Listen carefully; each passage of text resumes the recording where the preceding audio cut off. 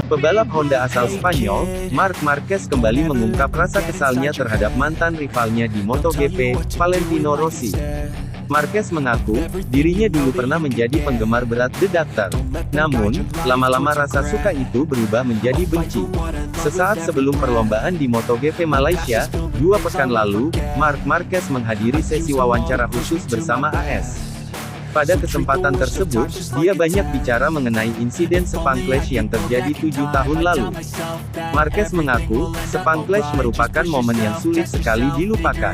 Kala itu, menurutnya, Rossi sebenarnya tak punya peluang naik podium. Bahkan, saat latihan, pria kelahiran Italia tersebut tak mampu melaju kencang.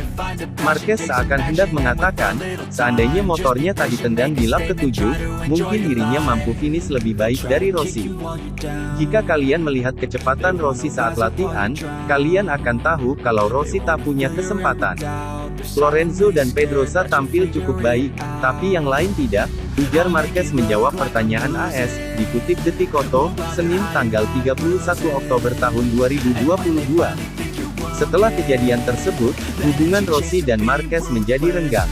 Bahkan, jangankan bicara berdua, saling berjabat tangan saja hampir tak pernah.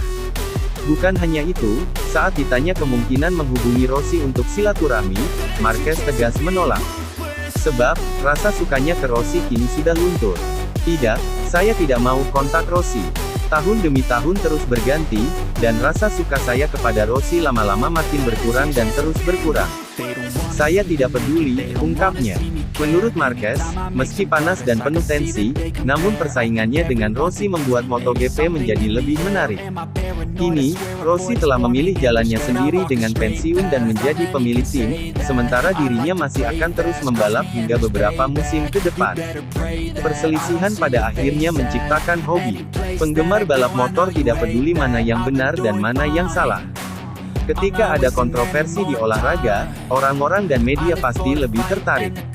Kini, saya memutuskan membalik halaman baru dan dia juga telah mengambil jalannya sendiri, kata Marquez. Sementara itu akhir pekan ini, 6/11, bakal jadi balapan perpisahan buat beberapa nama. Akan ada beberapa nama yang menjalani balapan terakhirnya di MotoGP Valencia 2022, dan tak akan ada lagi sosoknya di grid tahun depan. Pertama adalah tim Suzuki X-Star, yang memutuskan mundur dari grid dan akan melakoni balapan terakhirnya di MotoGP Valencia 2022. Suzuki memutuskan mundur dari MotoGP karena permasalahan keuangan perusahaan akibat krisis global yang melanda dunia. Bagi para kru dan mekanik Suzuki, balapan MotoGP Valencia 2022 akan menjadi laga sedih karena mereka akan mengakhiri perjalanannya di Grand Prix. Kalian semua bilang ini adalah The Last Dance, tapi bagi kami hal itu benar-benar kenyataan.